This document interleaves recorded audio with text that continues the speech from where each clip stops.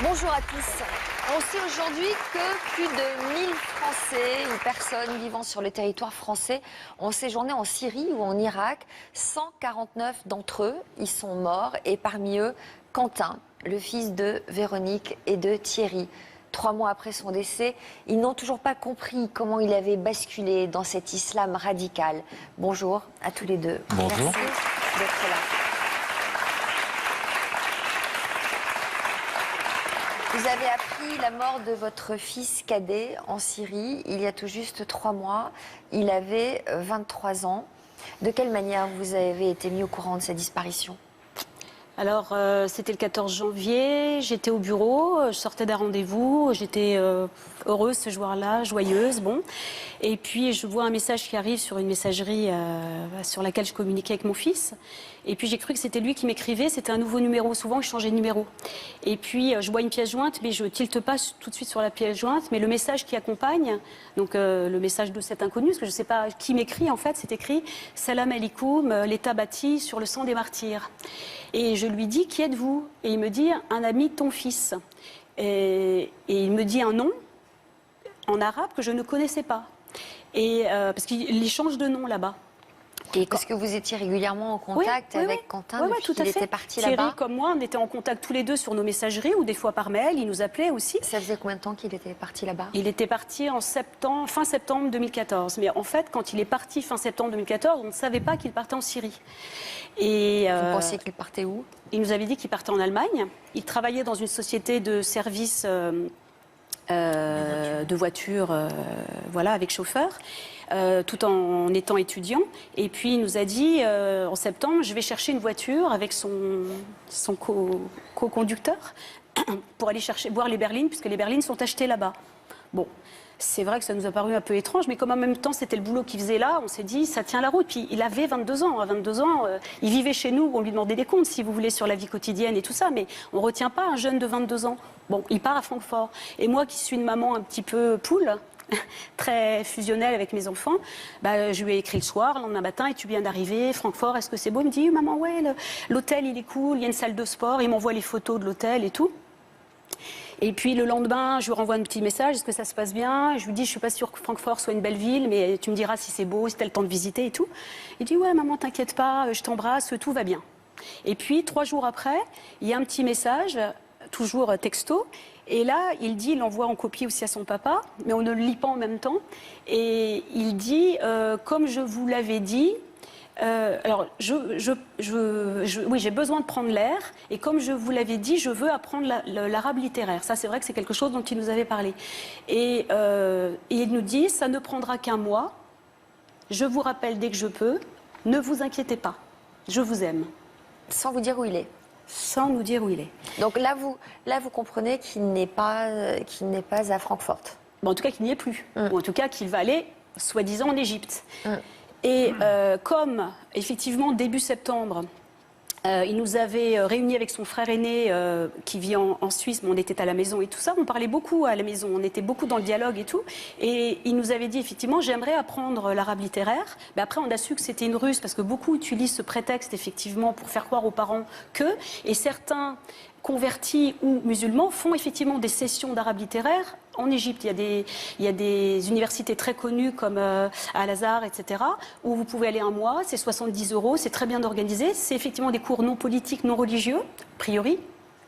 Et nous, on l'avait dissuadé de faire ça à cause du printemps arabe et tout ça, mais on lui avait dit, si tu veux apprendre l'arabe, ce qui est une bonne chose en soi, pour comprendre le texte, puisqu'il nous avait dit qu'il était converti, en plus, tu peux t'en servir dans le commerce international, mais qu'est-ce que tu veux faire avec ? On va voir s'il y a des équivalences en France, tu peux faire en France, bon bref. Vraiment dans le dialogue avec lui. Complètement. Ah oui, il n'est pas parti fâché, c'est pas un enfant en rupture. Vous avez parlé d'un testament que vous auriez reçu en janvier. Alors oui, effectivement, le 14 janvier, accompagné ce message que je parlais tout à l'heure, 2 pièces jointes, et c'était un testament, enfin en tout cas ça nous a été présenté comme un testament, c'était effectivement son écriture, pas tranquille, comme une écriture, si vous voulez, sous la contrainte, raturée, avec des mots en arabe et des mots en français, où il ne s'adresse pas à nous, c'est non daté, c'est du papier en tête, écrit en arabe, que j'ai fait authentifier après, mais bon, vous savez, l'authentification des trucs de l'État islamique, c'est compliqué. Et là, il s'adresse à ses frères, et il dit, si je meurs, si, c'est au conditionnel, donnez ma tablette à un tel, prévenez un tel, il y a des noms, il y a des téléphones. Donc tout ça, c'est entre les mains du Quai des Orfèvres. Je l'ai donné tout de suite après la conversation que j'ai eue avec le messager. Mais ce messager, comme ce testament, à part me dire que mon fils pouvait mourir, et que sur la deuxième page, il disait effectivement, dites à mes parents que j'ai l'intention de mourir parce que à quoi sert de vivre dans un monde de faux et d'illusions, on se retrouvera au paradis, etc. Et là, il y a papa, maman écrit en gros avec notre téléphone. C'est tout. Et donc ce jeune, enfin je dis ce jeune, je ne sais pas quel âge il a, j'en sais rien, parce que lui ne se présente pas. Et tout ça, c'est par écrit, c'est assez virtuel. Et il dit voilà, qu'il est mort, qu'il ne peut pas nous dire où. Probablement en Irak, il y a 1 ou 2 semaines, je ne sais pas, le temps que le testament me parvienne. Donc, Et depuis, vous en savez plus? non, rien. Donc vous n'avez aucune certitude? Non, on n'a aucune certitude, sauf que ça a toutes les apparences du vrai. Donc si vous voulez, il faut faire un deuil sur quelque chose qui est probablement vrai et qui a l'apparence du vrai, qui peut être faux, mais en même temps c'est schizophrène, parce que si vous commencez à penser que c'est faux alors que c'est vraisemblablement vrai, comment on fait pour vivre? Bien sûr. Vous voyez? Et l'État français n'authentifie pas la mort, les corps ne sont pas rapatriés, on n'a pas de certificat de décès, on ne nous propose pas d'aller voir. Donc moi j'ai conversé avec cet étranger, ce messager pendant 20 minutes à peu près. Thierry, le lendemain matin... À peu près pareil. À peu près pareil. Bizarrement, il nous a parlé ce qui était interdit dans le fameux testament. Avec moi, il était moins agressif. Avec Thierry, un petit peu plus, parce que toi, tu l'as un peu... moi, je l'ai bousculé un peu. Tu l'as bousculé, quoi. Parce qu'ils tombent vite dans la doctrine, si vous voulez. Au début, ils vous disent que vous ne pouvez pas pleurer parce que ce qu'a fait votre fils, et mourir pour le califat, c'est un honneur. Hein, c'est un acte spirituel. On va revenir sur tout ça en terre, parce que je suis très impressionnée par votre force, votre courage d'être ici avec nous aujourd'hui. Mais ce que je voudrais dire, si vous permettez, c'est qu'aujourd'hui, on a accepté de témoigner, parce que bon, c'est vrai qu'on le fait depuis maintenant un certain temps, depuis octobre l'année dernière. Enfin, on aura le temps d'en parler pendant l'émission. Mais c'est pas pour parler que de Quentin. Bien sûr, on va parler de son histoire, mais des Quentins, il y en a plein. Bien sûr. Et des Quentins, il y en a plein. Voilà, c'est aussi un peu pour changer le regard sur ces jeunes. Il n'y a pas que des méchants, bien sûr, des grands méchants djihadistes. Il y a de tout là-bas. Et puis ce qu'on comprend à travers ce que vous racontez, c'est que vous étiez vraiment dans le dialogue avec votre fils, et donc il ne s'est pas construit contre vous et, non, c'est pas et contre dans nous la qu'il haine, l'a fait. En tout cas. Hein, donc s'il y a quelqu'un contre qui ça a été, c'est essentiellement lui. Alors, on va saluer nos 2 experts qui sont avec nous pour apporter un double éclairage sur cette question ô combien actuelle. Maître Gégère, notre avocat pénaliste qui nous parlera du versant juridique de ces affaires. Quant à Frédéric Farigou, c'est son point de vue de psychothérapeute qu'elle va nous donner. Bonjour à tous les deux. Frédéric, comment on peut imaginer qu'un jeune homme de 22 ans à qui la vie semble sourire, qui est entouré, qui a des parents aimants, compréhensifs, attentifs, comment on peut envisager qu'il puisse se laisser à ce point embrigader? Mais c'est pour ça que c'est vraiment important que vous soyez là pour porter ce message-là. C'est-à-dire qu'il y a 10 ans, la radicalisation, ça concernait des jeunes en fragilité. Aujourd'hui, c'est plus le cas. C'est-à-dire qu'avec Internet, avec les vidéos qui circulent, avec les techniques d'endoctrinement, d'embrigadement, qui sont celles de l'emprise sectaire, c'est la même chose. Ce sont ces techniques-là. Ça veut dire qu'on peut faire basculer des jeunes qui vont bien scolairement et familialement. Il y a des rabatteurs qui sont chargés d'identifier des profils. Alors il y a des profils quand même particuliers. Souvent, pour ces jeunes-là, il y a un profil humanitaire. C'est des jeunes qui sont sensibles à l'injustice. C'était son cas. Hein. Ouais. Qui vont afficher sur Internet, sur leur blog, sur leur page Facebook, ce côté d'avoir envie un peu de sauver le monde, d'agir pour l'autre. Donc ça va être des cibles pour les rabatteurs, qui vont dans un premier temps identifier ces jeunes-là. Et il va y avoir ces techniques de l'emprise sectaire. C'est vraiment un processus d'emprise psychologique.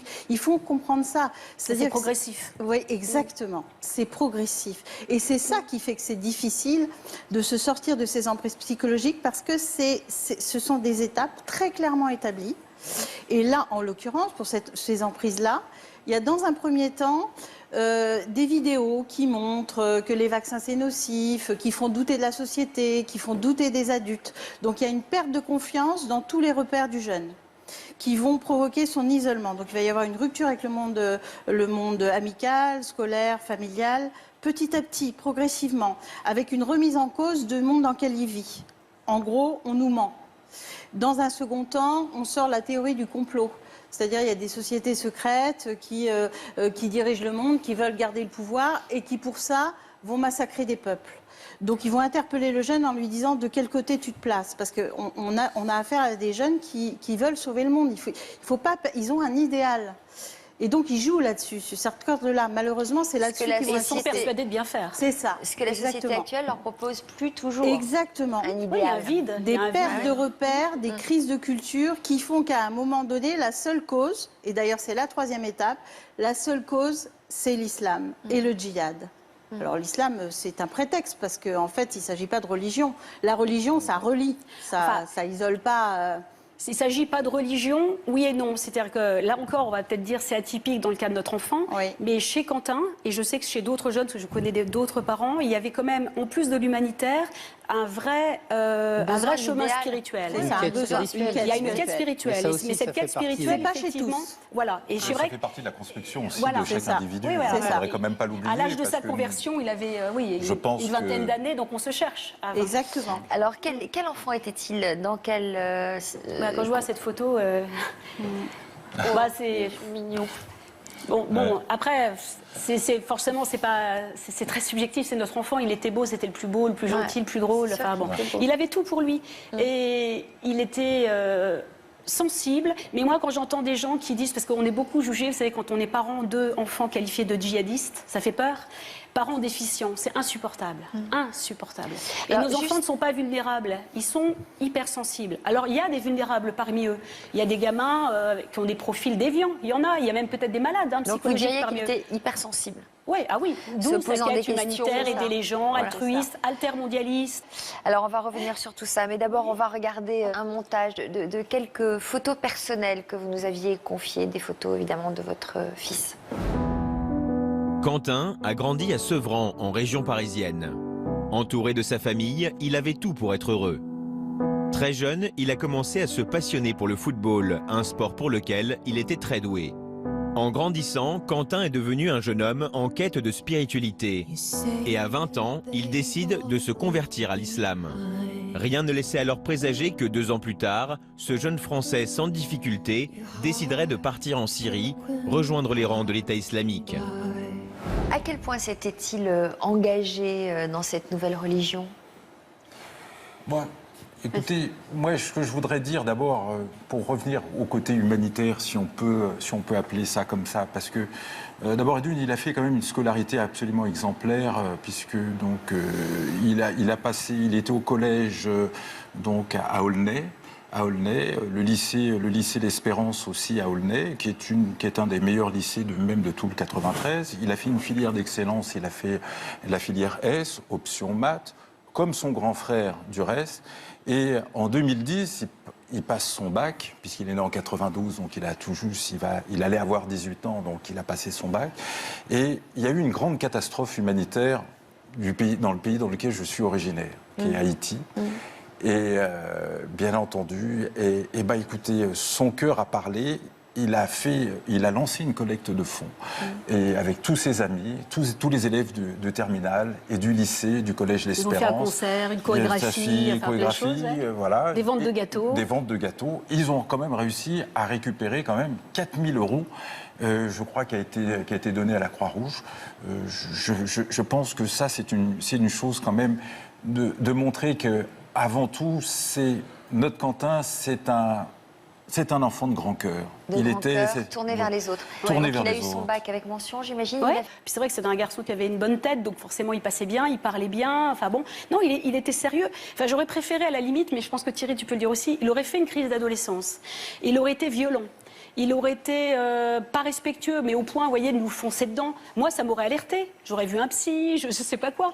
Je voyais qu'il se cherchait. Mais un enfant qui cherche à 20 ans, ça n'a rien d'anormal. Non. Enfin, on est tous parents, Bien quoi. sûr. Même à 40 ou 50 ans, on se cherche des fois. Ça, c'est clair. Hein donc, Mais bon. je crois surtout qu'on a oublié de quelle façon nous étions lorsque nous avions le même âge. Alors, comment a-t-il évolué? Est-ce que donc il s'est plongé dans la religion? Est-ce que vous avez noté? Alors, il ne s'est pas plongé comme ça.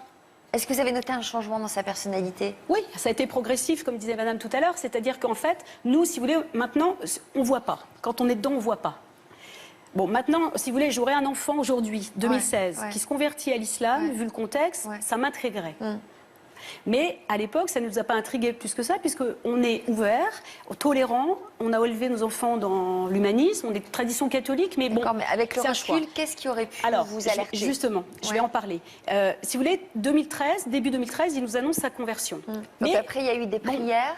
Non, pas du tout. Alors là, il a essayé surtout de nous rassurer pour nous dire... Rien ne change. Rien ne change pour nous. Il y a une chose qu'il faut que vous sachiez... ses prières, il les faisait dans sa chambre. Il y a une chose qu'il faut C'était vraiment pas- que vous sachiez, c'est que dans l'islam, on n'abandonne pas ses parents. Il y a surtout une chose, c'est qu'on vous met... Plus tard, lorsque vous serez vieux, eh ben, vous passerez vos vieux jours chez moi. On ne place pas ses parents dans les maisons de retraite. D'accord. Et Mais il y a ça, quand même eu c'est des- quand même un... Vous dites un changement progressif dans Oui, son oui, comportement. oui, mais quand on dit progressif, c'est effectivement progressif. Donc, si vous voulez, on nous dit au début, c'est quoi les signes? Alors, est-ce qu'il faisait des prières? Bah oui, il en faisait 5 par jour, parce qu'il était jeune converti, et puis vous voyez, très... Mais jamais devant vous. Ah non, les prières, ça se fait dans la chambre. Bah, je sais pas. Bah si. Bah, C'est pas voilà. public, C'est voilà. pour ça que je pose la question. C'est dans sa chambre, c'est privé. Donc il avait son petit tapis de prière qui roulait. Hein, il était bon, voilà. Puis vous savez, la chambre d'un enfant de 21 ans, vous la verriez aujourd'hui, elle restait en l'état. Elle a rien, elle n'avait pas de drapeau islamique, rien du tout. Donc oui, 5 prières par jour. Il a fait le Ramadan, c'est normal pour un musulman. Il mangeait halal, mais nous, on mange très peu de viande à la maison. Quand il n'y a pas de viande, il mangeait des légumes. Il dit maman, c'est pas grave. Vous voyez, il n'y a pas eu d'injonction. Tiens dans le frigo, pas de ci, pas de ça. Mais petit à petit, il y a eu. Alors ça, tu peux peut-être. C'est un des Les premiers fêtes, trucs. Alors Noël, les fêtes. ouais. Et puis un Alors, des il y a- premiers. Toi qui es oui. musicien, raconte quand même ce qui t'a été le plus difficile. Alors moi, ce qui Mais on était savait le plus pas que c'était un difficile, signe de moi, radicalisation. je suis seulement musicien dans mes temps perdus, mais enfin, disons que, enfin, dans la famille, on aime énormément la musique. Et donc lui, il jouait du piano, donc il a arrêté de jouer. Et ça a été quand même quelque chose qui a été Pourquoi alors? particulièrement Pour quelle dur. raison ça?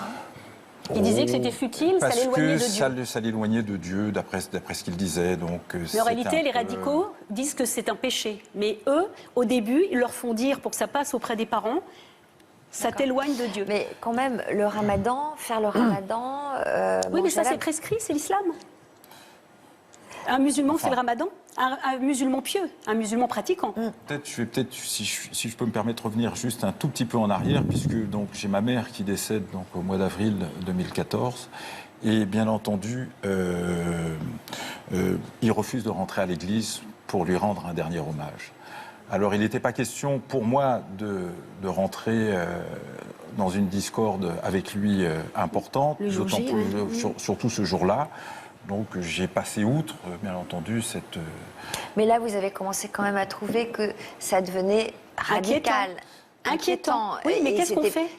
C'était plus dans l'ouverture, Oui, quoi. oui, mais qu'est-ce qu'on fait? Je vous explique. Je voilà. sais pas, honnêtement, je 2014, comprends très bien voilà. votre détresse. Si vous voulez, et tout c'est ça est important très que vous en parliez progressif, c'est aujourd'hui. entre début 2013 et septembre 2014.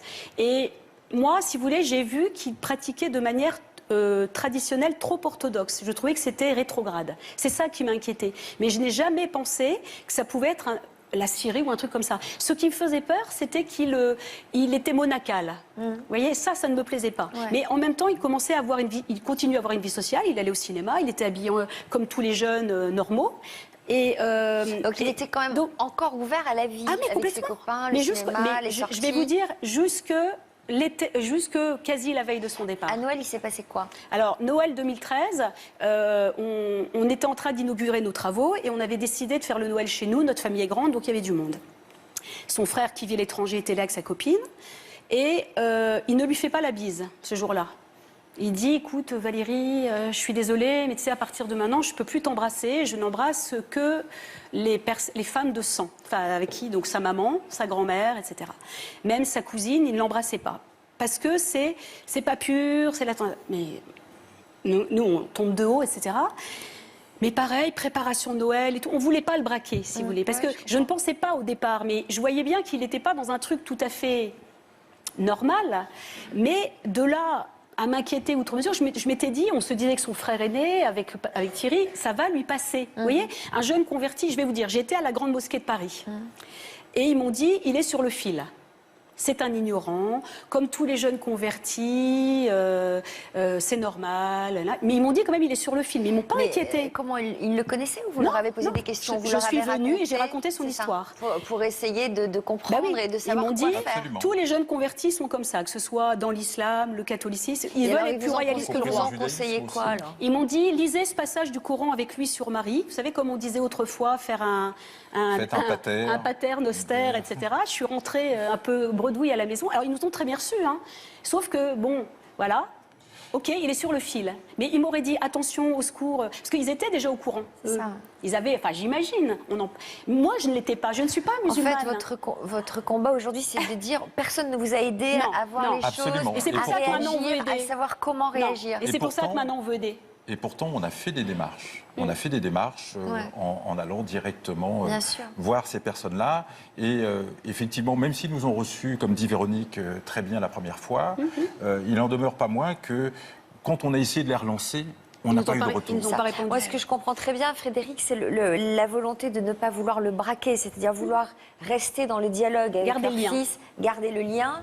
Voilà, c'est ce qu'ils avaient de mieux à faire. Ah, mais c'est très comment important. arrêter cet engrenage? C'est très important parce qu'effectivement, on voit que les parents qui essayent de raisonner leur enfant parce qu'ils s'inquiètent de cette radicalisation, c'est contre-productif. C'est comme quelqu'un qui est embrigadé dans une secte. C'est-à-dire que plus vous allez le convaincre qu'il a tort, plus ça va renforcer sa croyance et le sentiment que vous ne comprenez pas parce que vous n'êtes pas élu, parce que vous ne détenez pas la vérité. Donc ça va renforcer cette croyance. Donc effectivement, ne pas brusquer le jeune, c'est important.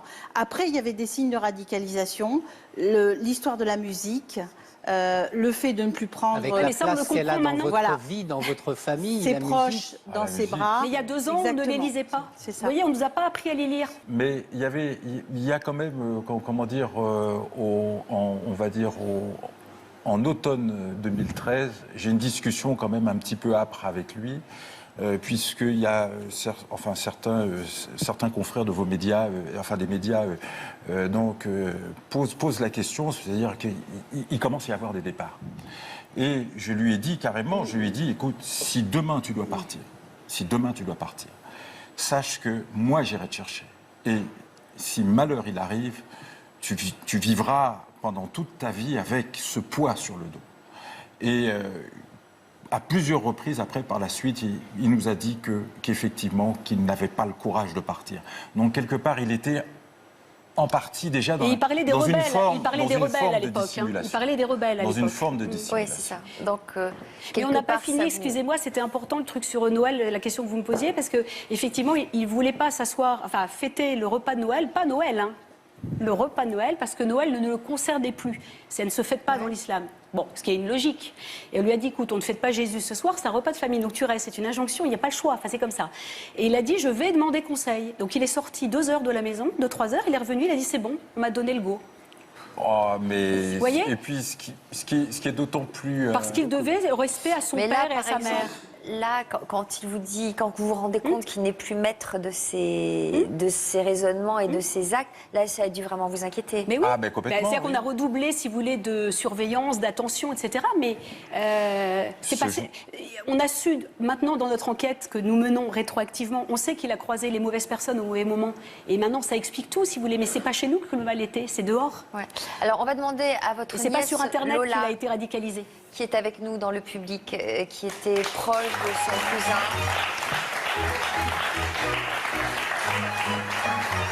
Bonjour.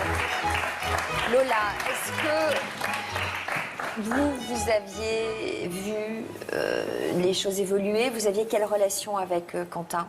Bah, on était plutôt proches. Et donc après, oui, pareil, on a vu une évolution, mais je peux pas dire que ça m'ait vraiment inquiétée, en fait, Ouais. tout au long de... Peut-être, oui, enfin... Parce qu'il restait aimant avec nous. Il restait. Oui, il était très il avait très famille, besoin de famille. Il avait beaucoup besoin de famille, ouais. Il était, enfin voilà, avec nous, il était vraiment avec les petits, les grands. C'était... À quel moment vous avez senti quand même qu'il y avait une rupture, une vraie rupture entre vous? Bah, moi, la vraie rupture, c'est quand il m'a dit qu'on ne pouvait plus s'embrasser ou se toucher. Ouais. Mais du coup, c'est vrai que je m'étais dit, naïvement, oui, comme c'est moi, comme je suis sa cousine, comme on s'entend bien, en fait, il ne le fera pas avec moi. Alors que je savais très bien voilà, que dans l'islam, ça se passe comme ça. Mais... Est-ce que vous avez eu peur, vous, qu'il ne parte? Excusez-moi, je réagis à chaque fois. Dans l'islam, ça se passe pas comme ça. Non, mais je veux dire, Chez les fondamentalistes, chez les fondamentalistes. Il faut bien faire le tri. Non, mais c'est ce que Lola voulait dire. Hein. Voilà, oui, c'est important. Non, parce qu'il avait une pratique intégriste. Il avait un début de pratique intégriste. Complètement. Dès le départ, d'ailleurs. Mais nous faisons bien la nuance. Il n'y a pas de souci avec ça. Elle est très importante. Ah oui, oui. Mais depuis le début, c'est notre discours. Nous, c'est pas l'islam qui a pris notre enfant. C'est l'islam radical. Alors, je vais donner la parole à Ashraf et Lénaïque, qui sont deux amis d'enfance de Quentin et qui vont nous rejoindre ici.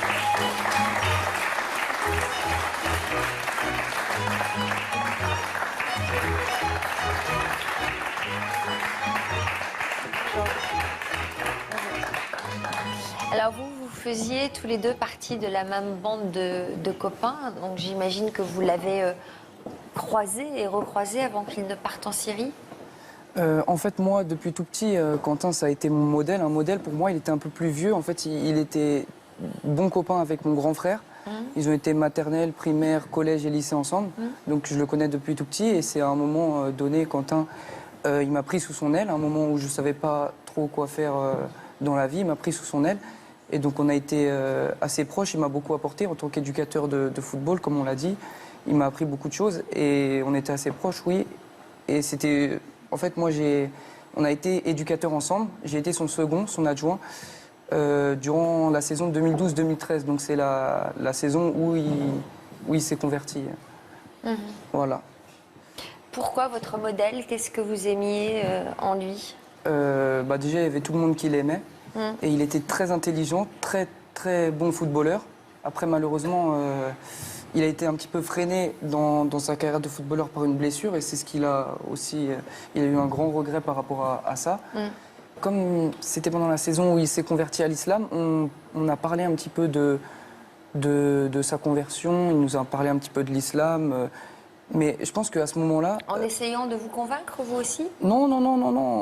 En partageant... partageant... Quentin. Non, en partageant des valeurs positives, mais je pense qu'à ce moment-là, sa conversion à l'islam, ça a été peut-être à ce moment-là positif pour lui, ça lui a apporté des valeurs, ça lui a permis de s'apaiser. Je l'ai senti apaisé en fait. Ouais. À ce moment-là, il a été apaisé, il a pu acquérir des valeurs, etc. Et je pense que c'est après cette saison-là où il a décidé d'arrêter de faire éducateur. Qu'on a pris un petit peu des distances pendant 1 an. On a commencé à prendre des distances et c'est à ce moment-là que peut-être je me suis posé aussi quelques questions, mais j'ai pas su le diagnostiquer et savoir quoi faire. Ouais. En fait, pardon, excusez-moi. Non, ce que je voulais dire, c'est que la démarche de conversion de Quentin est à dissocier de la radicalisation. C'est-à-dire que la conversion à l'islam, c'est quelque chose de beau, de pur, il était authentique. Vous voyez? Et il nous parlait tout le temps, effectivement, théologie, il aimait bien l'histoire des prophètes, il en parlait beaucoup avec mon père. Alors, qui est féru de théologie. La radicalisation, il a rencontré quelqu'un? De toute façon, on le sait maintenant, enfin, Ashraf va pouvoir peut-être en parler un petit peu, mais il y a des réseaux, effectivement, il y a des gens qui radicalisent, qui font du prosélytisme. Il en a croisé un dont on pense qu'il est en partie responsable, mais il est en prison aujourd'hui. Que vous connaissez? Le jugement est en cours. Enfin, il n'est pas jugé encore. Et donc, du coup, il a été influencé. Mais au départ, si vous voulez, un converti ne veut pas dire radicaliser. C'est deux choses distinctes. Simplement, on s'en sert. Si vous voulez, Et Quentin parlait beaucoup de théologie, de la vie des prophètes. Il a dit à sa grand-mère qu'il aurait pu être moine. Si vous voulez, bon, il est tombé dans l'islam parce qu'il y a un livre qui a déclenché ça. C'est un livre de Maurice Bucaille sur l'islam et la science. Il dit que ça a été une révélation. On peut le croire. Enfin, qui suis-je, moi, nous, pour ne pas le croire, si vous voulez? Oui. Et il parlait du djihad intérieur. C'est-à-dire que dans le djihad, pour les gens qui ne connaissent pas l'islam, c'est un gros mot. Mais le djihad intérieur, qui est le grand djihad, c'est le combat du bien et du mal en soi. Donc nous, il lui parlait de ça. Donc moi, si vous voulez, il disait, il parlait pas du djihad armé. Vous voyez? Jamais il n'a parlé de ça. Alors, Ashraf, vous disiez que vous connaissiez cet homme qui aurait pu l'influencer, qui est présumé innocent, Exactement. Qui est aujourd'hui... Il est important aujourd'hui de rappeler la présomption d'innocence puisque cette personne nie effectivement les faits. Après, pour la suite, je pense que le profil de Quentin est révélateur justement de l'image fantasmée qu'on a aujourd'hui du néo-djihadiste, à savoir quelqu'un qui a une barbe longue comme celle de Panoramix, qui ne parle que de religion, qui a un goût prononcé pour le sang, pour les armes et la poudre. Donc ça, pour vous, c'est une vision fantasmée? C'est une vision on ne peut plus fantasmer. Il n'y a pas un djihad, il y en a plusieurs, et il n'y a pas de similarité universelle. C'est-à-dire qu'il peut y avoir des similarités dans les trajectoires que Mme Roy a soulignées, mais que le profil n'est pas le même. Quentin était quelqu'un de très réservé, quelqu'un de très calme. Ce n'était pas quelqu'un qui était impulsif. Réciproquement pour la personne qui est mise en cause, diplômé en histoire, d'ailleurs qui ne mettait pas d'habits islamiques, qui était toujours en jean, slim, basket, fine barbe, blanc cheveux, chemise à carreaux. Donc quelle est très votre prononcé. analyse à vous? Qu'est-ce que vous pensez? Comment quelqu'un comme Quentin, un homme de cœur, un homme humaniste, ouvert aux autres, selon vous, comment a-t-il pu se radicaliser à ce point? C'est justement parce qu'il est humaniste qu'il a ouvert une faille et qu'on a redirigé cet humanisme pour lui faire croire qu'il fallait absolument faire ce djihad défensif afin de protéger les populations et d'étendre ce califat sur lequel ne peuvent vivre que les musulmans. C'est pour ça qu'il faut absolument rappeler qu'il n'y a pas un djihad, mais des djihad. Il y a le djihad de conviction, il y a le djihad de camaraderie, qui est plus inhérent un peu à ce qui s'est passé à Lunel, une bande de potes part faire le djihad et qui rejoint par la suite. Il y a le djihad du désœuvrement, qui est inhérent par exemple à la jeunesse tunisienne ou à Abdelhamid Abaoud, donc de personnes qui n'avaient pas de cadre social, qui ne se voyaient pas vivre à long terme en France, et donc ça joue. Là, en l'occurrence, on a affaire à un djihad de conviction. On est persuadé de faire le bien en y allant, et ça n'exclut pas de recourir à l'arme. Autant on a parlé de progression dans sa radicalisation, autant sa radicalisation a continué de progresser là-bas. C'est-à-dire que quand il est parti rejoindre ce qu'on appelle le califat, c'était pas forcément pour y rester. C'est-à-dire qu'une fois, il faut que les jeunes, s'il y a des jeunes qui écoutent cette émission ou leurs parents, un jeune qui part là-bas, le pourcentage, enfin, la chance qu'il revienne n'existe plus aujourd'hui. C'est de la chair à canon, il faut le savoir. C'est pour ça qu'on se bat aujourd'hui. C'est-à-dire que arrêtons de mentir.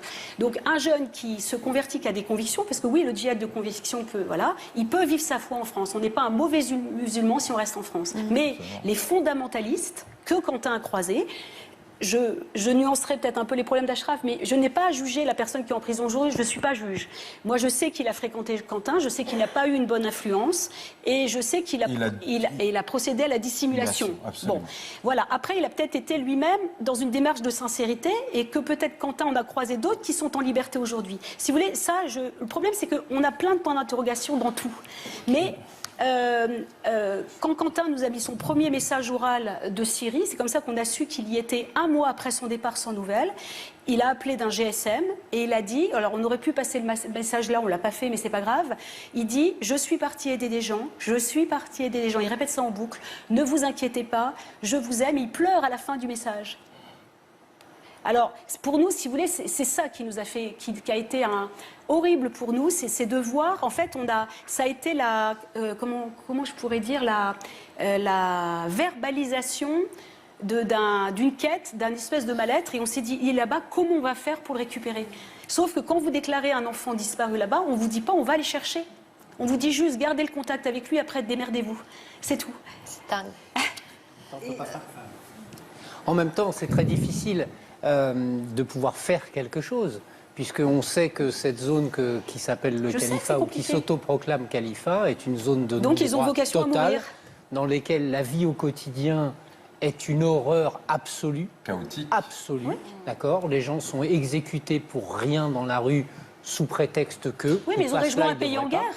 Ils ont rejoint aussi un pays en guerre. Il y avait la guerre avant qu'ils n'y arrivent. Oui. En fait, moi, ce qui me surprend le plus, c'est une question que j'ai envie de vous poser parce que justement, je pense que c'est une question un peu centrale. Quentin n'est pas un imbécile. Quentin est un garçon qui fait des études, qui réfléchit, qui a un côté très humaniste, qui est donc intéressé par ça. L'humanisme, c'est la tolérance, c'est l'acceptation de l'autre. Comment, à un moment donné, ce garçon a-t-il pu adhérer à un discours qui est à ce point, je vais juste finir la question, je sais que vous l'avez comprise, qui est à ce point aux antipodes de ce que sont ses préoccupations premières? Alors, moi, je le définirais quand même d'une manière très simple, c'est que petit à petit, on l'a écarté de ses racines familiales, de ses racines amicales. Et, professionnel aussi. Donc, si vous voulez, c'est un long éloignement. Et je l'ai vu rentrer, je crois, au moment des municipales 2014, avec un prospectus dans lequel c'était marqué préserve ta foi, ne vote pas.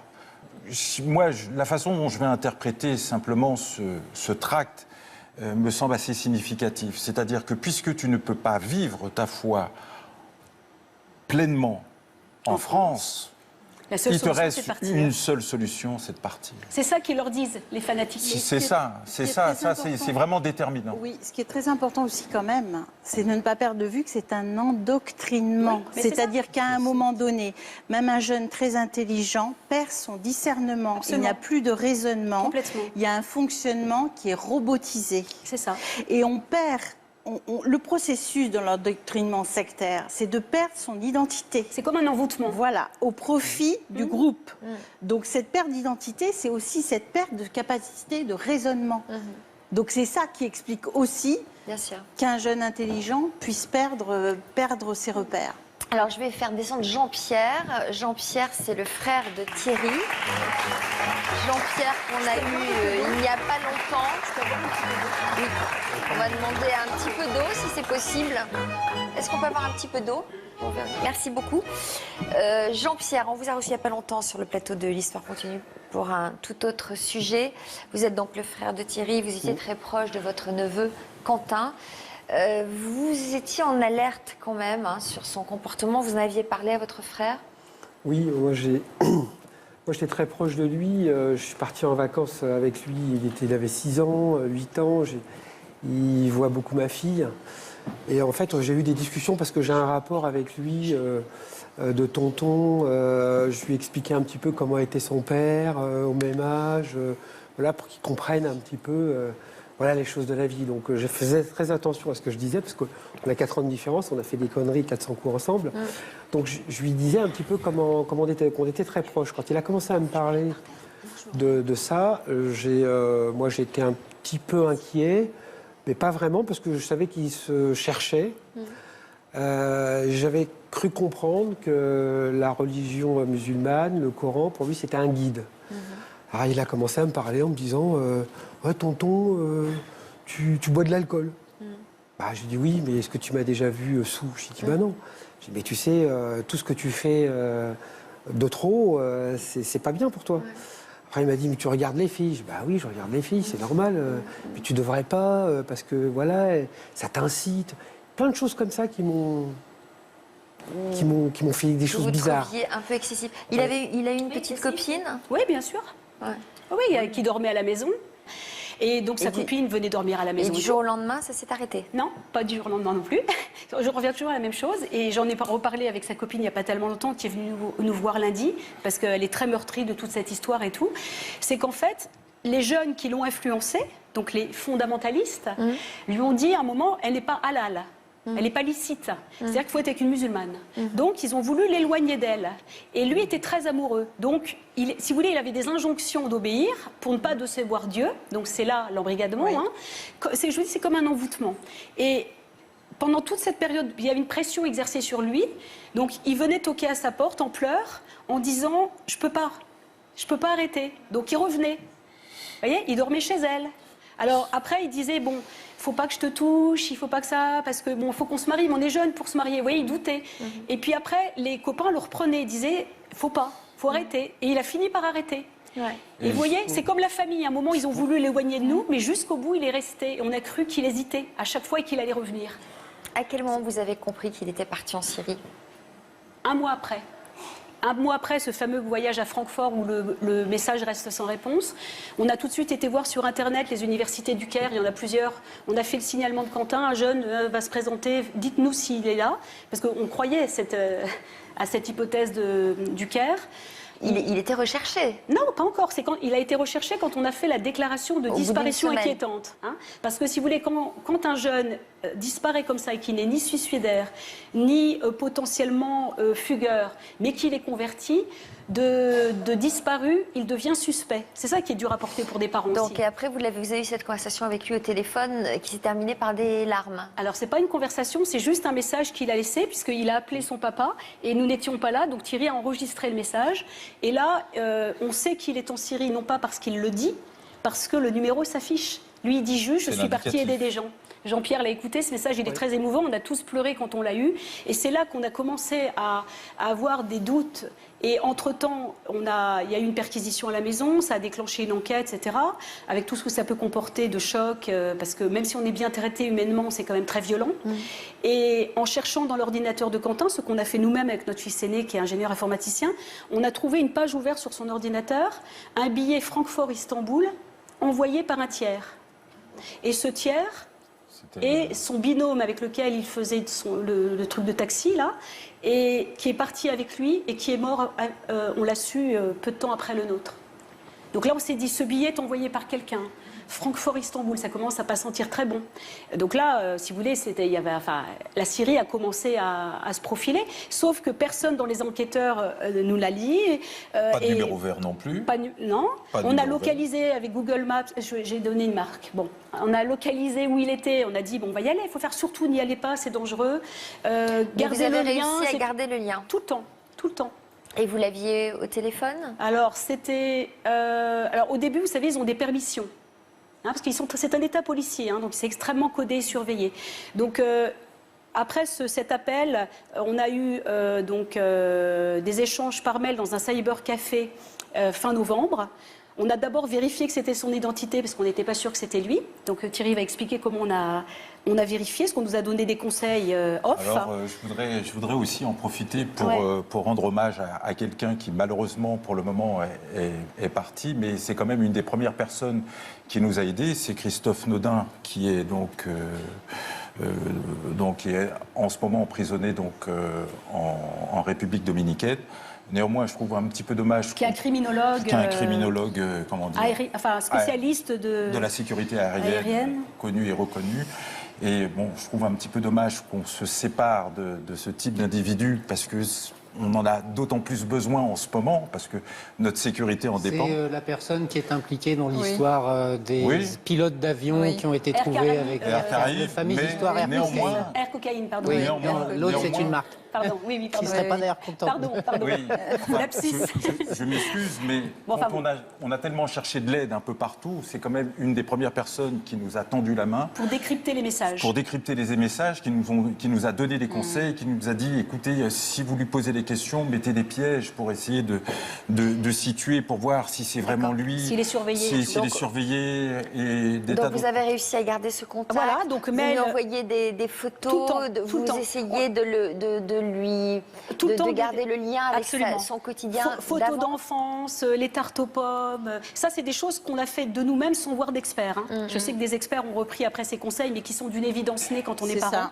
Exactement. Voilà. De toucher son enfant par le cœur. Donc on a parlé avec notre cœur et on l'a tenu par le cœur jusque novembre 2014. Donc on envoyait tout ça, des photos de son oncle. Une cinquantaine de mails parce que j'avais pas mal de contacts avec lui avant. Donc j'essayais toujours de lui envoyer des mails, voir s'il répondait, en lui racontant surtout des histoires, des anecdotes qui nous étaient arrivées entre nous. On était vraiment tous les deux, où on a eu des fous rires. Je me suis dit, c'est pas possible. Et il continuait à avoir de l'humour là-bas. Et comment il réagissait à tous ces envois? Il y était sensible? Ah oui, très.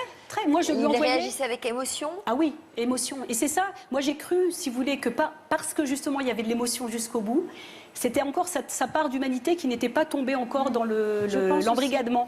Je pense aussi parce que l'histoire avec sa petite amie, ça montre ce combat intérieur. Mais voilà. Mais sauf que si vous voulez, il y a un moment, quand ils sont là-bas, c'est ça. C'est pire, parce qu'ils sont tout le temps repris par un groupe, et dès qu'il y en a un qui flanche, si vous voulez, il devient un danger pour le groupe. Donc c'est soit tu restes, et t'es fort, soit on t'élimine. Et ça, je pense qu'il l'avait compris. Enfin, il ne faut pas oublier qu'à partir du moment où il est là-bas, il n'est plus maître de ni de son comportement, ni de ses actions.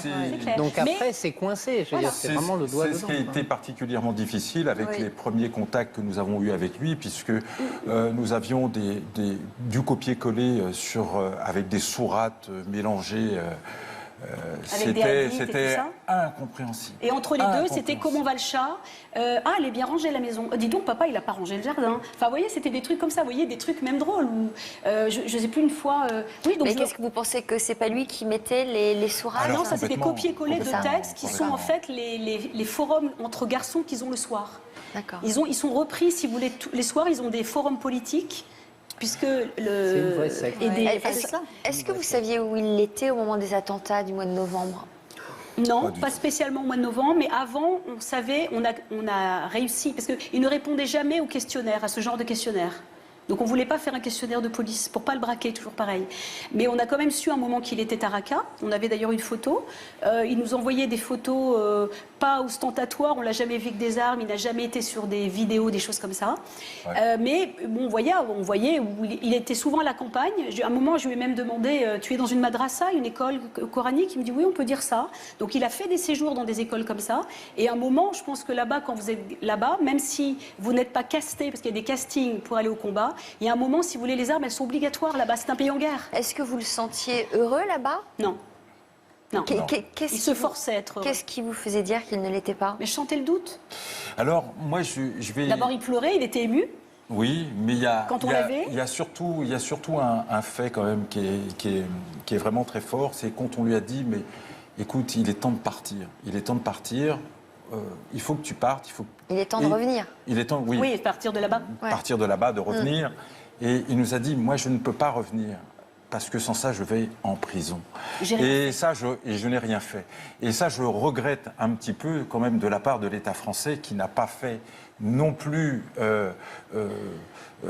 comment dire, qui n'a pas tendu la perche, cette perche-là, à ces jeunes pour leur ouvrir, pour leur permettre, non, mais pour leur permettre de revenir. Non, mais c'est dissuasif. Disons que c'est dissuasif.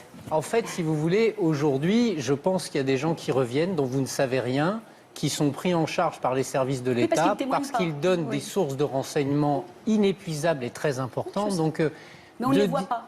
Alors, après que le discours là-bas consiste à lui dire, de toute façon, t'es coincé, C'est ça. si Ah tu bah, rentres, c'est tu sûr. vas en prison. Non, mais bien sûr, évident, c'est... c'est- non, non. Mais de là à imaginer que Là-bas, ils c'était tiennent des nécessairement revues ce de qu'il allait presse, se et passer. c'est sûr qu'ils le leur disent. Ils leur disent c'était vous savez, indésirable ici. au départ, maître, je dirais quand même que dans dans l'automne 2014, il n'était pas question justement d'expliquer un petit peu le djihadisme, enfin en tout cas politiquement parlant. Et cette ouverture-là, elle a été fermée. C'est ce qui est un petit peu avec dommage. Justement, Ça s'est fermé aujourd'hui, avec Charlie. les choses Ça a terminé de se évoluent, fermer avec Charlie. puisque vous témoignez, vous, Véronique, aujourd'hui dans le clip de la campagne à l'initiative des parents soutenue justement par le gouvernement. Stop djihadisme. Pourquoi c'était important pour vous d'enregistrer ce clip? Au moment où on a décidé ce clip de parents, on était dans une maison de parents, une des premières tentatives de maison dite de déradicalisation, enfin plus pour les parents, pour les enfants, mais pour aider les parents à... À quel moment ça? Après avoir appris On est rentré dans cette maison... le décès de votre fils? Non, bien avant, Bien tout au avant. début. C'est novembre. à peine 2 mois après son départ, en novembre 2014. Début novembre. Le hasard fait que c'était près de chez nous. Bon. En face du lycée L'Espérance... Je ne devrais pas le dire, mais bon, c'est comme ça. Donc ça fait très mal au cœur de se dire que tout était relié en fait à son histoire. Et on était avec des parents dont les enfants étaient morts, dont les enfants étaient partis comme le nôtre, filles ou garçons, ou des parents d'enfants en partance. Et on a été illusionnés, mais on a cru que ce genre de structure pouvait marcher. Bon, pour des raisons pour lesquelles je ne rentrerai pas aujourd'hui, ça n'a pas fonctionné. Et les parents, donc, qui avaient un peu plus d'expérience que nous, étaient un petit peu, si vous voulez, conseils. Et l'une d'entre elles avait le projet depuis longtemps de dire seuls les parents peuvent parler de ça. Ce ne sont pas les experts. Il faut le vivre pour avoir les mots. Bien sûr. Ce qui tient la route, a priori. Enfin, et j'y crois encore. C'est pour ça que je suis là aujourd'hui avec Thierry. Et ils ont dit, il serait bien de faire une campagne de clips avec des parents parce que le site Stop Djihadisme, qui n'a pas été une réussite au début. Pourquoi ça n'a pas été une réussite? Parce qu'il a été conçu non pas pour parler aux jeunes avec des mots de jeunes, mais pour parler aux institutionnels, pour les rassurer. Donc si vous voulez, ça ne marche pas avec les jeunes. Et quand on fait des clips comme on a fait là, on a été très peu de parents à vouloir le faire, parce que c'est dur de le faire. Parce qu'on peut mettre son enfant en danger, je vais y arriver. Et en même temps, moi, si j'ai accepté de le faire, c'est pour dire à mon enfant, je t'aime, je t'ai pardonné, tu m'as fait souffrir, enfin ce que nous vivons est Donc une vous l'avez souffrance. enregistré dans l'espoir qu'il le voit? Et il l'a vu. C'est Il l'a un vu. simple Il l'a vu. message d'amour. C'est tout un message simplement. d'amour. Alors, on va les... Et pour dire, ça peut arriver aux autres aussi. On va le regarder ensemble, ce clip de prévention. Le départ de Léa s'est passé une belle journée. Elle a pris un sac à dos, une écharpe. Et depuis ce jour-là, Léa a disparu. C'est elle qui nous a appelés, qui nous a dit « Papa, maman, je vais vous faire du mal. » Et je suis parti. Je suis parti en Syrie pour faire le djihad. Mon fils Sabri est parti en août 2013 pour la Syrie. Mon mari était parti se promener. Il reçoit un appel de Syrie. Il dit « Ah, mon fils m'appelle. Enfin, je vais entendre mon fils. » Il décroche le téléphone et c'était un Syrien qui le félicitait parce que son fils était tombé martyr. Et quand on vous annonce la mort de votre enfant, on ne vous donne pas son nom véritable, on vous donne son nom de combattant. C'est comme si vous n'étiez plus le parent de cet enfant-là. C'est très difficile de raconter ce qu'on vit, parce que c'est mal vu, c'est mal compris, il y a beaucoup d'amalgames, il ne faut pas rester seul, parce que le pire, c'est de ne pas parler. On a besoin d'aide, parce que c'est douloureux. Vous êtes touché par ce drame, vous n'êtes plus seul. Appelez le 0800 005 696. Et moi, je voudrais dire, par rapport à ce numéro vert, une chose quand même qui est très importante, c'est que la campagne du gouvernement commence donc en avril 2014. Si notre maire et tous les maires de France l'avaient diffusé et avaient été le bon relais du gouvernement, eh ben, ça aurait permis peut-être à des centaines de jeunes de ne pas partir. Parce que ça aurait permis d'alerter les familles et j'invite tout le monde Alerter les familles, c'est une chose, mais vous étiez alerté. Non, et... pas du tout. Pas du tout. Pas du tout. Mais non, ce numéro, on ne le connaissait pas. Oui, mais ce numéro, en quoi, après, ça consiste en quoi quand on appelle ce numéro, qu'est-ce qui se passe? Alors, on va vous expliquer, puisqu'on l'a fait. Parce que justement, c'est ça qu'on aimerait savoir. Alors, ce numéro a été lancé au printemps 2014. Nous l'ignorions, puisque bon, il y avait une campagne de communication qui était faite, peut-être pas très bien faite, et les maires étaient censés diffuser ce numéro. Il y a des kits pédagogiques qui ont été envoyés par les préfectures à toutes les mairies. D'accord. Donc maintenant qu'il existe, en quoi ça consiste en quoi nous avons fait ce numéro en octobre 2014, donc un mois après le départ de Quentin. Parce que même, si vous voulez, le commissariat et la DCRI ne nous l'a pas donné. C'est pour vous dire comment c'était mal diffusé. Ouais. Bon, bref. Aujourd'hui, ça fonctionne mieux. Donc, on a fait ces numéros verts. Ça a duré 1 heure à peu près l'entretien. Donc, c'est une plateforme SOS, un peu comme une plateforme SOS. Ce sont des gens qui vous répondent, qui vous donnent un prénom qui n'est pas leur, peu importe. Jean, bonjour. Bon, d'accord. Donc, qui écoute votre histoire qui pendant écoute votre histoire et qui vous pose un questionnaire. Donc il y a une grille d'évaluation de la radicalisation de la personne dont vous parlez. Ok.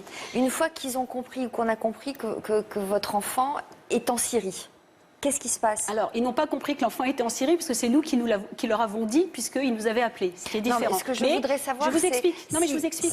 Si on appelle ce numéro en étant confronté à la situation... Je vous explique. Ce numéro sert à ou signaler un proche, un enfant, une cousine, ou éventuellement quelqu'un qui a un comportement radical qui peut être dangereux. Après, ils font une enquête de proximité. Ouais. Ça revient à la police. Pour le cas de Quentin, donc ils nous ont posé un questionnaire. Il y a une dizaine de questions du genre: est-il converti? Oui. Parce que si on appelle, c'est qu'on est inquiet. Mange-t-il halal? Fait-il 5 prières par jour? Oui, oui, oui. Ça ne veut pas dire qu'il est radical. Et puis après, est-ce qu'il dit diable en arabe? Est-ce qu'il dort par terre? Est-ce qu'il vous traite de mécréant? Non. Et à la fin, ils me disent il est radicalisé à 70%. Mais il était parti. Donc, après... C'était trop tard. Après, donc je vous explique. Après, non mais je vous explique. Pardon, et après, ils prennent le numéro de passeport de Quentin. Oui. Un signalement qui, en cas de reddition, de retour, le protège, puisque s'il se présente, par exemple, au consulat d'Istanbul, il est protégé. Ça sert à ça, ce numéro. À empêcher un jeune mineur ou jeune majeur de prendre l'avion. Alors, bien sûr qu'il y a des failles, bien sûr qu'il n'y a pas le risque zéro. Ça sert à ça, ce numéro. D'accord, donc si ça sert à ça, c'est efficace. Ça sert d'abord à justement évaluer une situation que les parents ne sont pas en mesure d'évaluer parce qu'on n'est pas des professionnels de ça. Et ensuite, une fois qu'on a fait le constat d'une radicalisation ou pas, d'en tirer les conséquences, soit de faire en sorte d'interdire aux jeunes de pouvoir sortir du territoire national, ce qui est possible, pendant une période de 6 mois jusqu'à 2 ans. Et soit, alors qu'il est parti, faciliter son retour avec les inscriptions, etc. Tout le monde sait, par exemple, que pour un retour, il faut passer par la Turquie et passer par le consulat de France à Istanbul, puisque c'est le seul qui va vous délivrer un laissez-passer pour entrer. Malheureusement, il y a ça des sert à failles. ça, mais ça sert aussi, évidemment, à nourrir les services de renseignement et les services de police d'un certain nombre d'éléments qui leur sont nécessaires dans la lutte contre le Et c'est terrorisme. cet aspect en particulier qui dissuade certaines personnes de faire le numéro, pensant que c'est de la délation. Ce qui est dommage du reste. Donc il y a de la puisque pédagogie à faire. Nous avons. Et ça, c'est pas à nous de le faire. Enfin, si, on le fait indirectement, mais Ce que vous faites aujourd'hui. c'est le gouvernement aussi qui doit prendre l'ampleur du problème. Depuis que nous témoignons, nous avons beaucoup de parents qui nous appellent et je vous dirais que c'est la tante d'un radicalisé qui m'a appelé, qui a fait le numéro vert et je crois que ça a empêché son neveu de partir en juin-juillet 2014. Donc il y avait des fortes chances à penser aussi que si les choses avaient été faites en temps et en heure, eh ben, je pense qu'il y aurait peut-être un peu moins de jeunes qui seraient partis. Ils auraient pu avoir peur, ils se seraient sentis En tout cas, l'information est passée. Ce numéro vert, on l'a diffusé aujourd'hui. Vous allez pouvoir continuer à échanger avec nos téléspectateurs, Véronique et Thierry, puisque vous serez sur notre chat cet après-midi. Oui, merci d'être venu nous voir. Et tout cas, puis, merci. je suis sincèrement admirative de votre courage et de votre effort justement pédagogique pour alerter les autres et empêcher peut-être que certains jeunes aillent au bout et ne partent. A tout de suite pour un nouveau numéro de l'Histoire continue dans lequel nous recevons Stéphanie Fugain qui viendra nous parler du combat de son association contre la leucémie. A tout de suite.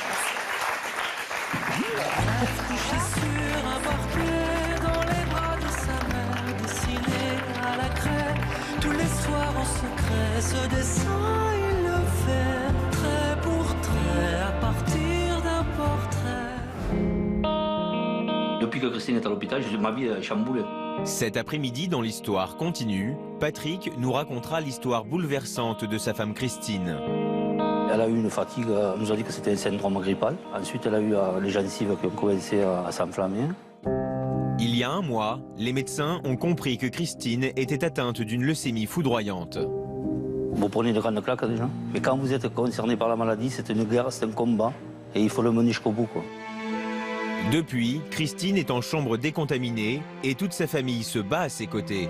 On est positif, on y croit, on est soudés, il y a plein d'amour dans notre famille. Donc, De toute façon, on va se battre, hein, ça, hein. On ne lâchera pas. Aux côtés de cette famille, nous recevrons Stéphanie Fugain. On a évidemment progressé, mais on est encore loin du compte. Il faut que les gens s'inscrivent. 14 ans après la mort de Laurette, son combat contre la leucémie continue.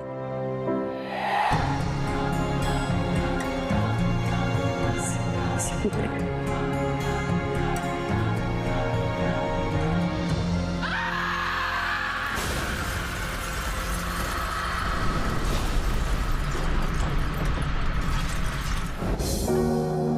Bientôt, au sommaire de toute une histoire, Il m'a quittée en 2005, pendant les traitements du 3e cancer. La rupture, elle s'est faite après la 2e opération. quand elles sont tombées malades, leur couple s'est disloqué. On était soudés, il a été très présent, mais à un moment donné, il a eu besoin de vivre sa vie.